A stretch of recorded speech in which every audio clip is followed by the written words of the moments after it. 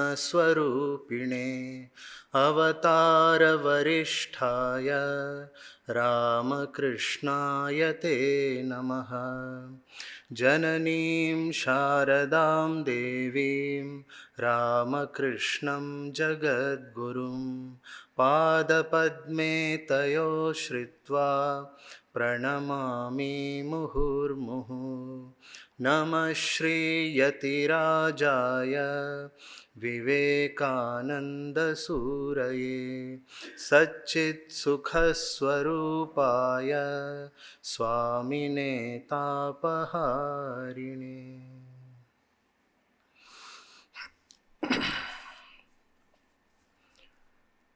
So today the topic of discussion is Nishkama karma and Seva yoga.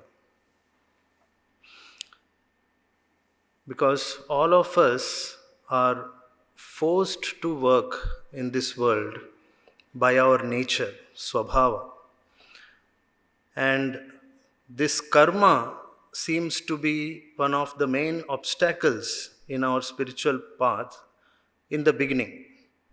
So how to convert this karma into karma yoga is the first step that a spiritual aspirant has to learn, understand and practice.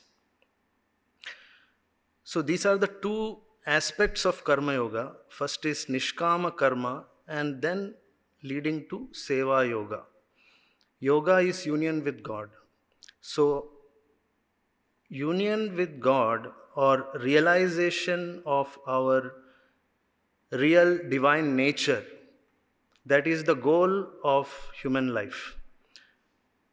So for that, how can we transform our every action, thought, word and deed into a spiritual practice? That is karma into karma yoga. So first of all, we have to understand what karma is. So definition of karma is that it is done by a living being, first of all.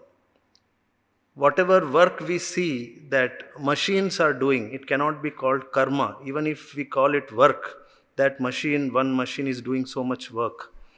But it becomes karma when it is done by a living being and there is an agency, an ego behind. Kartrutva bodha is there. I am doing the work. Then there is bhoktrutva, a desire for getting the results of that karma. That is bhoktrutva. Then there is a moral obligation behind what we do.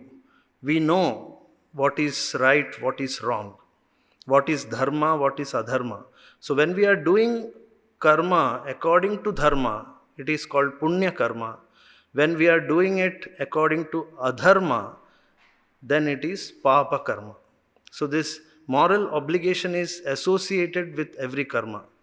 And finally, there is a cosmic effect, karma phala. Every karma will give us some or the other results. So there are three kinds of effects of every karma. First is the effect, direct effect in the external world. Like suppose we are planting a seed and it comes out as a plant. It bears, it becomes a tree, it bears fruits. So that is the first result, external results that we are getting from the karma.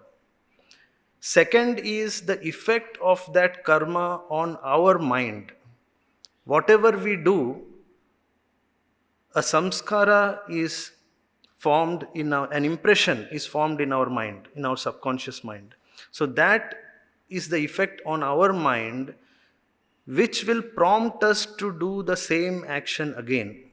If we like that action, we get attached to that action, and this prompting from our mind makes us do that action, repeat that action again and again.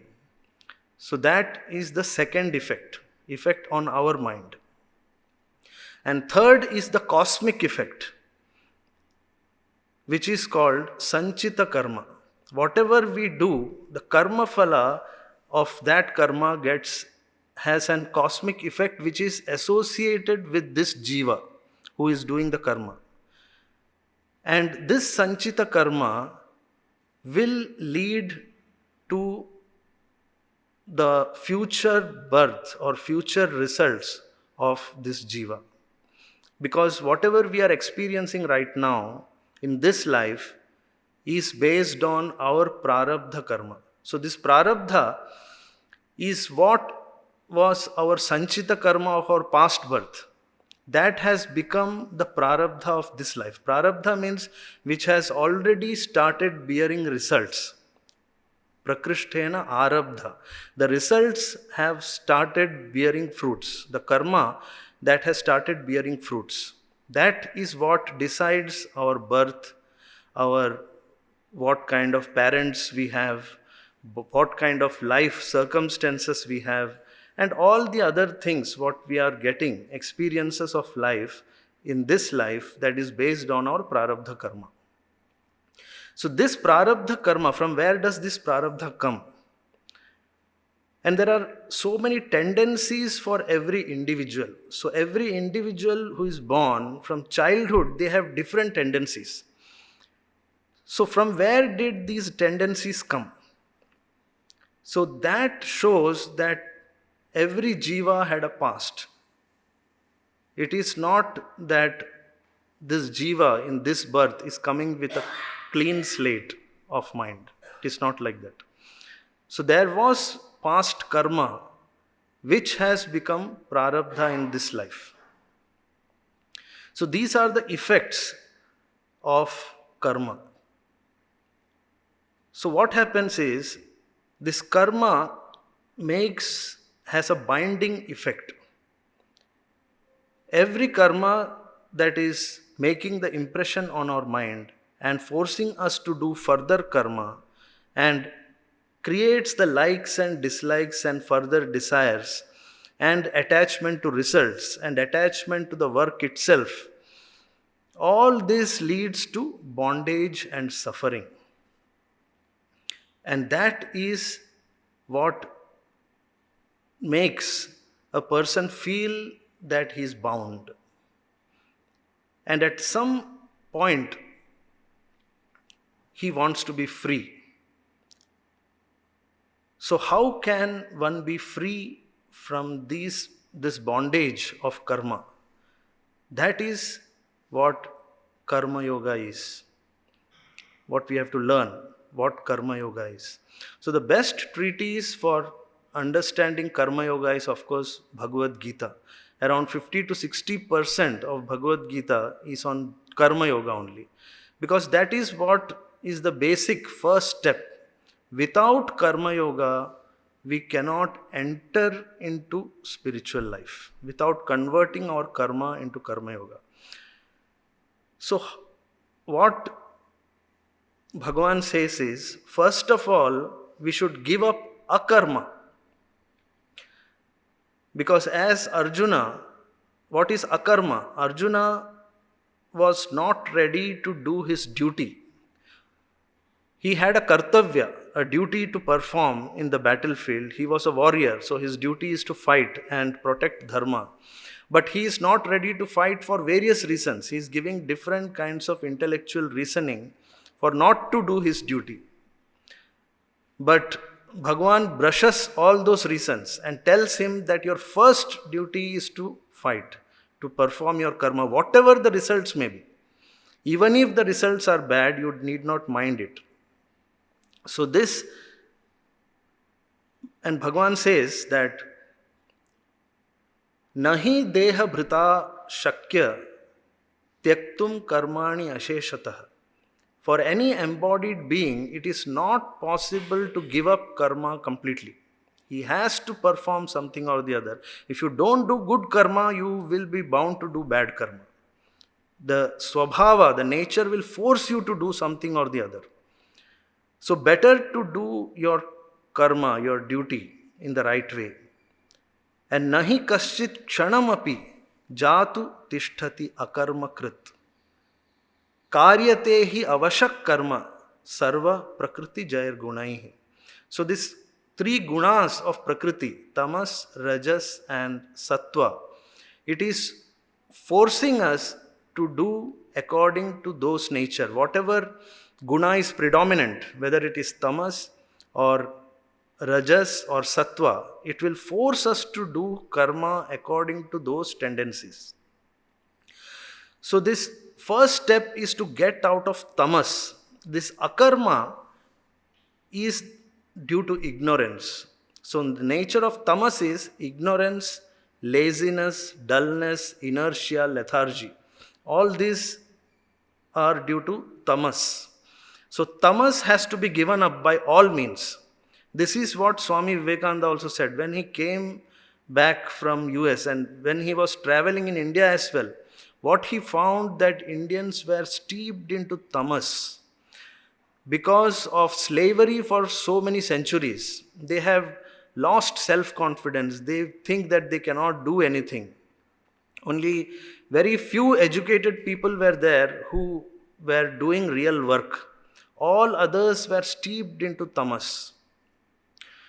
So first step, what Swamiji did after coming back, he is telling them again and again, you work, you struggle. Even his disciples, those who were highly evolved and want to do spiritual practice, soul spiritual practice, his brother disciples, his own disciples, he is asking them to work, to set an example for the society. Because Indians had gone down to a very low level of akarma. Even if they may be studying Gita and other scriptures, but they are not able to practice it in their life.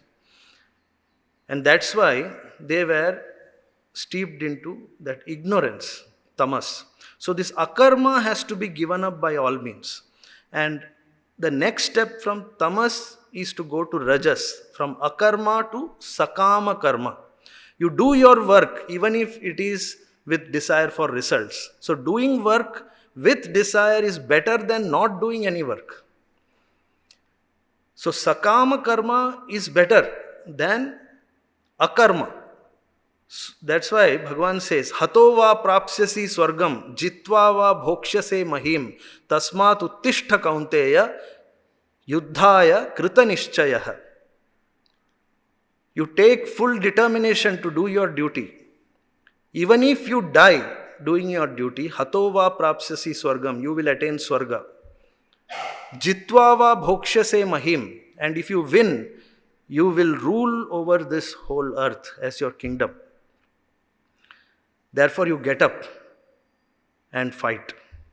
So our life is also a battlefield. Continuously, there are so many struggles that are coming in our life at every step. And we get tired. We don't want to fight. We give so many reasons for not doing our duty, or we say we are bored or tired. So all these are due to tamas. We have to understand. And this tamas has to be given up by all means. Akarma has to be given up, and sakama karma, at least we have to do. That rajas has to be maintained. And the next step will be one who is fully active and he is able to do his work perfectly, even if it is for results. If he is able to concentrate his mind on his work and he is reaching to near perfection in that work, it means at least his mind is under control. He is able to concentrate on the work that is given to him. So this is training of the mind, even for a spiritual aspirant who is maybe seeking moksha, very high ideal, but if he is not able to concentrate his mind, then the better thing is to do karma yoga first. Whatever work you do with full dedication and concentration of mind trains the mind and develops the control over it. And if you are able to concentrate your mind on the work at hand, you will be able to concentrate in meditation as well. So this development of concentration in your work and training the mind accordingly is the duty of every individual. Because that is what makes us a true human being. When the mind and senses are fully under our control. Because in an animal being, this control is not there. It is instinct or nature that is forcing an animal to do whatever it does. But the difference between an animal being and a human being is this control over mind and senses. And we can make our mind and senses do what we want to do or what we want to achieve in our life. And if that goal is a much higher goal, not just the goal of this world, but a spiritual goal to realize our true nature and be free from samsara chakra, the birth-death cycle, which we are bound by our karma. To get out of this samsara chakra, if that is our goal, then control of mind and senses is a must. So that is the first step. Even if the work is done with desire for results, that is better than not doing our duty, not doing our work. So that is sakama karma. So from sakama karma, the next step is to go to nishkama karma. Of course, nishkama karma is mainly for a spiritual aspirant. Because if you tell an ordinary person that you don't think about the results of your karma, then he will get agitated. Then why am I working? If I don't have to think about my results, if I don't have to get something out of this work, then why should I work? That will be the question. So it is not for them. Even if we can tell them, the other reason we can give that, if you constantly think about the results of your work, you won't be able to concentrate on your work itself. So the results may not be good. For example, a student who is constantly worrying about the results of the exams, is always in tension and worry, then he won't be able to concentrate on studies and won't get the proper results. So don't think about the results. You fully concentrate on your work. Then results will come on its own. The results are bound to come. Because whatever you deserve, whatever is your karma phala, it is bound to come to you. It is associated with you alone by a cosmic power. Ishvara is the karma phala data. So when the next step from sakama karma to nishkama karma, Bhagavan is telling, karmanyeva adhikaraste ma phaleshu kadachana. Karmani eva adhikaraste. You have the right only to duty, your duty, and not to the results thereof. Why Bhagavan is telling like this? The results are bound to come today or later to the person who is associated, who is doing that karma. But every karma, as we said, it has a cosmic effect. So whatever you have done in the past, that effect of that karma may come right now and not allow the fulfillment of the karma which you are doing at present. So many people, good people who are working very hard, may sometimes not get the results of their work and they get tired. So the reason is that there is some bad karma of the past that is coming as the obstacle and blocking the results. But if they keep on striving, if they try again and again and again, then that effect of the past karma will get reduced. That prarabdha is reduced. And with the force of the present karma, finally good results will start coming. So we need not give up the hope. Even if there is lot of prarabdha, bad things come as obstacles. But if we keep on striving without thinking about the results, then good results will come in future. Because as our past is deciding our present will decide our future. So we have to keep on striving, not thinking about the results. So karmani, and another reason is that Ishvara is the karma phaladata. And if a person surrenders to God, then it is by the grace of God that the karma is fructified. Because the whole universe belongs to God and He is the ruler. So whatever you are doing, there are so many other factors, because so many beings, so many gods and so many forces are involved in the whole of the cosmic cosmos. So what you are doing, there are so many other forces that may be opposite to what you are doing. So for your karma to be successful, you need divine grace. So as you pray to God for when you are beginning your karma, whatever good work you are doing, when you pray to God, there the divine grace will come. And this grace will help to bring the results. Because it is God, Ishvara, who is karma phaladata. We have to remember this. It is not just by human effort. Human effort is necessary. As Bhagavan says, there are 5 factors for any work to be successful. Adhishthanam tatha karta, karanam cha prithak vidam, vividhascha prithak cheshta, daivam chaivatra panchamam. That's the 5th factor. First is adhishthanam, the area or where you are doing the work, the place of work. Adhishthanam, tatha karta, the doer. And karanam cha prithak vidam.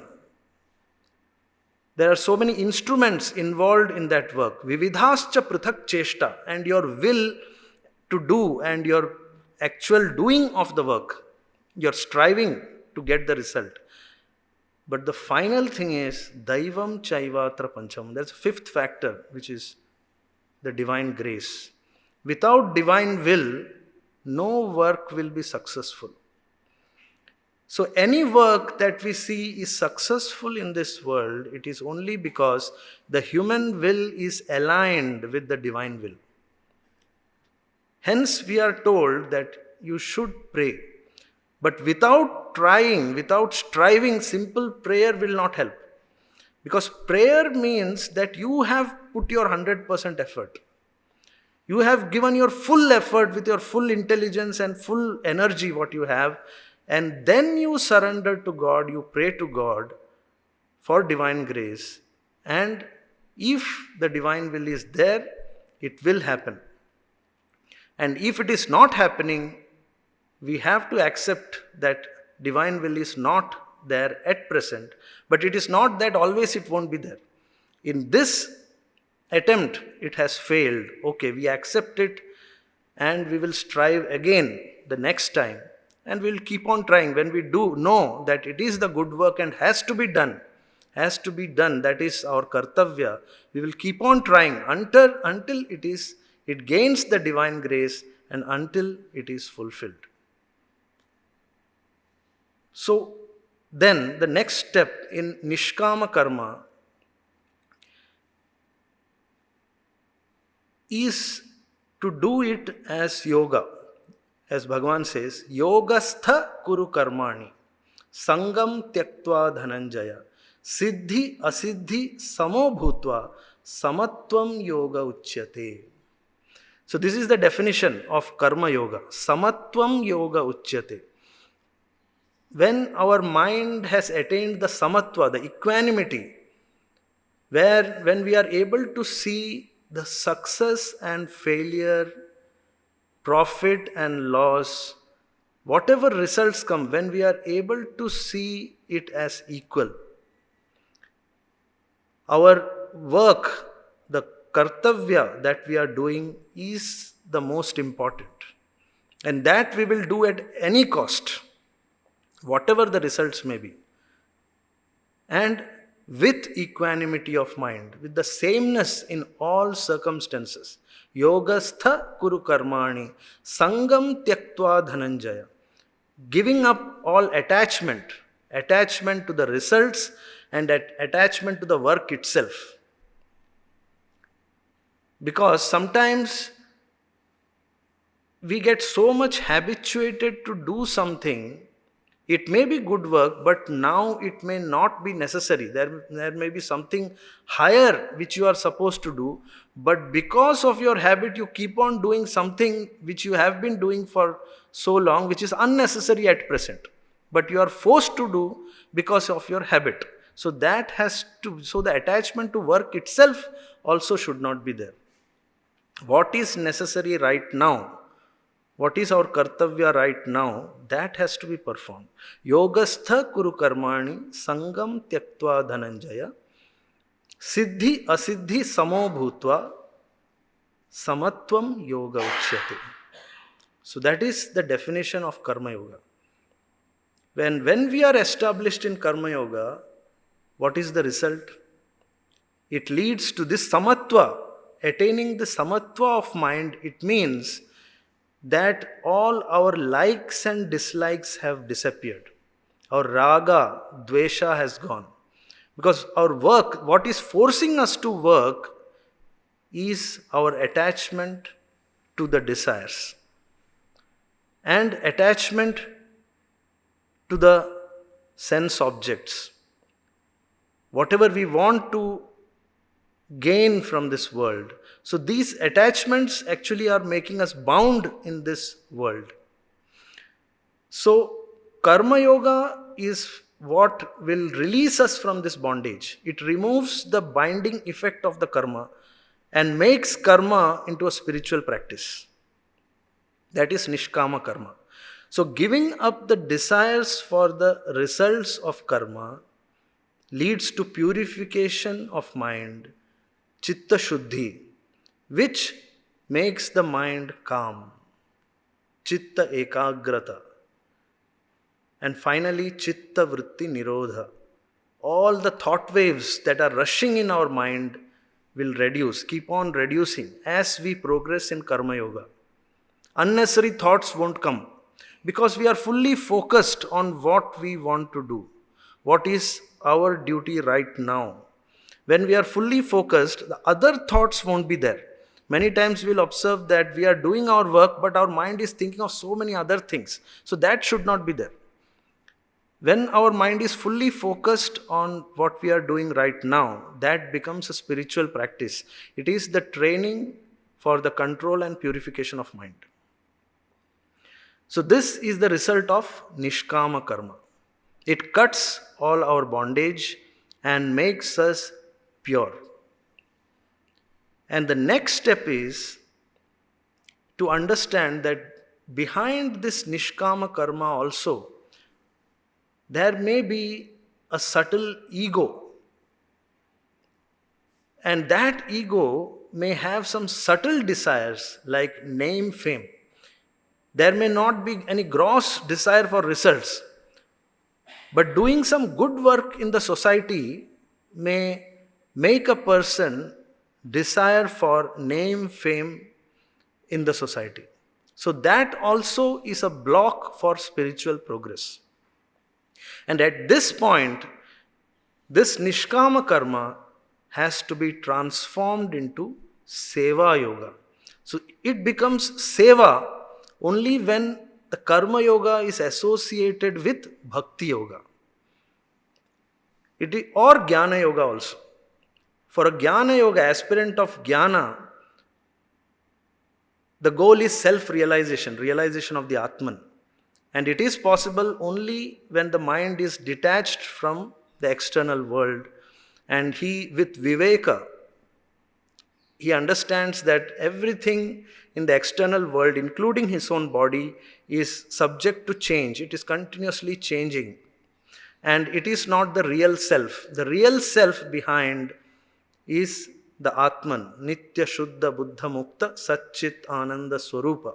So that is realization of that Atman alone will give us complete freedom from all sorrows and suffering, atyantika dukkha nivritti paramananda praptischa, and realization of the eternal immortal bliss. That too comes from this self-realization. So that is Jnana Yoga, but it is extremely difficult in the beginning. So the best thing is Bhakti Yoga. If a person has devotion to God, all the problems will cease very soon. Because this devotion helps him to surrender his ego to God. So, even when he is doing good work in the society, as the ego is surrendered to God, it will not become a block in the spiritual path. Transforming, as Sri Ramakrishna says, you transform your unripe ego into ripe ego. Kacha ami to paka ami. Kacha ami is unripe ego, is that which is identified with this body.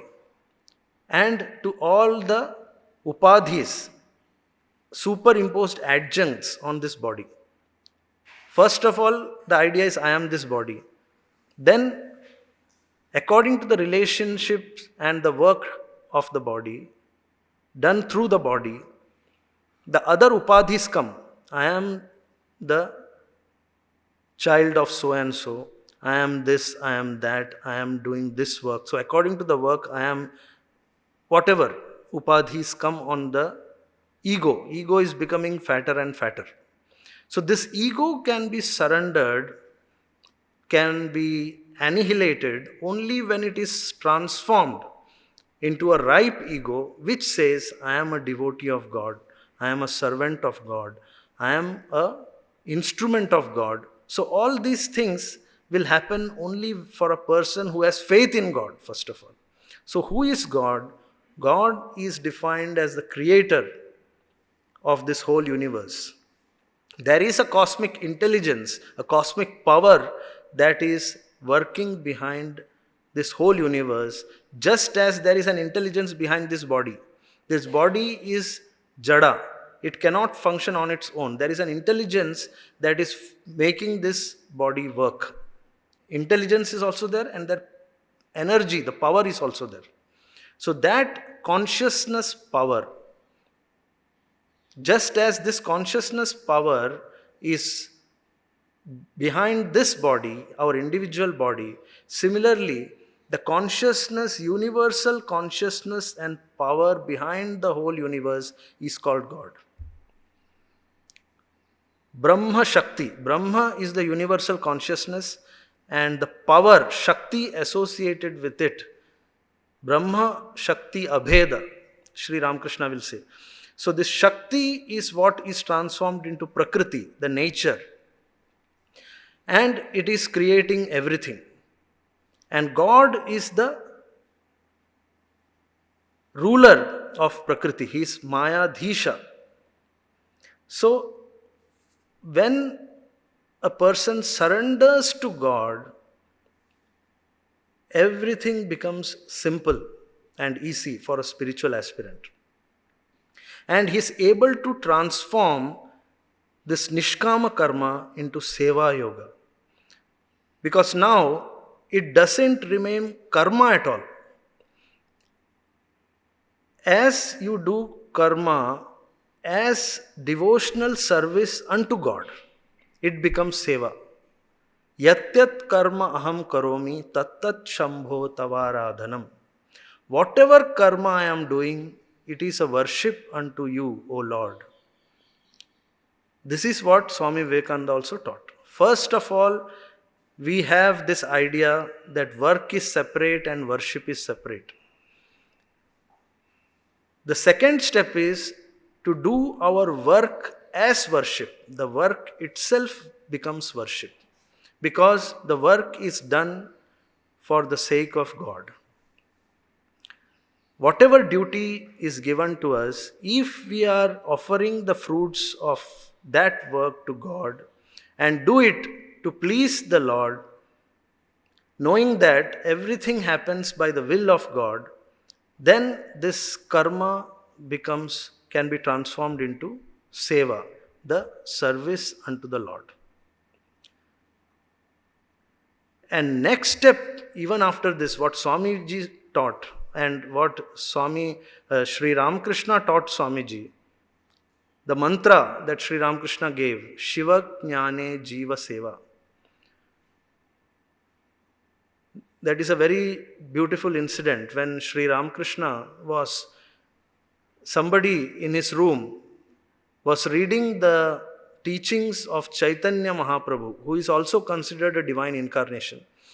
So the main teachings of Chaitanya Mahaprabhu were Jive Daya, Vaishnav Seva, and Nama Sankirtana, Name Ruchi.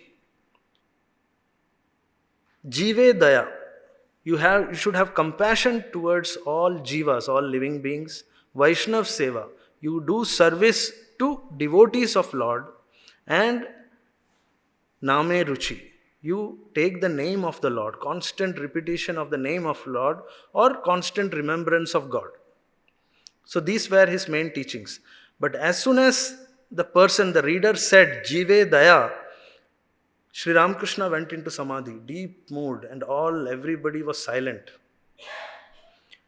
And afterwards, when Sri Ramakrishna came back into normal consciousness, he said, Jive Daya Noy, Shiva Jnane Jiva Seva. It is not compassion unto beings, it is serving all beings, knowing them to be God Himself. It is God Himself who is manifesting as all the beings of the universe.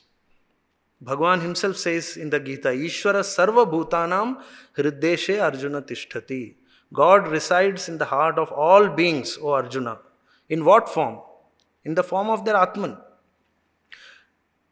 And in another place he is telling, Kshetraknyam chapi mam vidhi sarva kshetreshu bharata. I am the kshetraknya, the Atman, in all the kshetras, in all bodies. So God is residing in every body, in every living being, and He is manifesting, the divine is manifesting in so many forms. So when we are serving living beings, we are serving God Himself. So it is not that, don't think that when you are serving somebody, don't think that you are greater. Because when you tell compassion, you are having compassion towards somebody, you are doing something out of daya. It means you have an ego that you are greater than the person whom you are serving. So that should not be there. For a spiritual aspirant, even that ego should be given up. And he should know that you are serving God Himself. So that should be done with complete humility. Because you are serving God Himself. You are not serving any human being. You are serving God in that person. That is Shiva Jnane Jiva Seva. And this is what is Seva Yoga. When a person transforms his work, Nishkama Karma, into Seva Yoga, then the ego itself is annihilated. Then it is a direct approach to God. Through the work, through the Seva, what you are doing. So the difference between work and worship goes away in the final stage, and it becomes work is worship. First was work and worship, then it became work as worship, and finally work is worship. Then there is no other spiritual practice needed. When the work itself becomes worship. When the whole mind is dedicated in the service of God in every human being. But to reach that state is very difficult. So first step is to understand that to do work as worship. We are doing our spiritual practice side by side. We are doing our japa, dhyana, puja, and study of scriptures, swadhyaya, and nama sankirtana. All these things we are doing, all our worship which we do, all our worship practices, spiritual practices, we are doing along with our Seva. But as we gain progress in our devotion, in our love for God, every work becomes worship. And we are connected with God every moment of our life. So there won't be any difference between prayer and our duty, whatever we are doing. So the duty, the effect of duty will go away. You won't feel that it is duty. Because it is giving so much joy in serving God in so many forms. And then what happens? Then you realize that you are an instrument of God. Actually, you were never doing anything. It was God Himself who is doing everything through you. You become an instrument. As Bhagavan says in the Gita to Arjuna, Mayai vaite nihata purvameva nimittamatram bhavasavya sachin. Do not think that you are doing all these things. You have to kill all these people. I have already killed them. You just be an instrument. Because when God has decided, when God is in the side of Arjuna, God is his charioteer, there is nothing that can stop him from winning the war. When God has decided that these people have to die, it means they are bound to die. So that decision Bhagavan has already taken. And he is telling Arjuna that you just be an instrument. And in the final stage also, Bhagavan, in the 18th chapter we find, Bhagavan is telling, Ishvara sarva bhutanam hriddeshe arjuna tishtati brahmayan sarva bhutani yantra rudhani mayaya tameva sharanam gaccha sarva bhavena bharata tat prasadat param shantim sthanam prapsyasi shashvatam. You just surrender everything to the Lord and be an instrument of God. And in that realization, you know that you have not done anything. The kartrutva and bhoktrutva will go away. And there won't be any karma at all. Even though that is the state of a jivan mukta. As we find, even our great Swamis who had become in our order, they have done lot of work. It is beyond the comprehension of an ordinary human being to know how much work they have done, how much they have traveled, how much good they have done to the world. But they feel that they have not done anything. They were just an instrument of God. It was God who was doing everything through them. They had just surrendered to God, and that made them the instrument of God. So this is the final realization of a karma yogi. When all the actions gets transformed into worship, and it leads to moksha, to the realization that we are one with God. We have no separate identity. Our ego was actually a reflection of the universal self. We are just like a wave in the ocean of Satchidananda. There are so many waves that are arising, so many jivas that are arising in that Brahma, universal self. They live for some time and they merge into that Brahman again.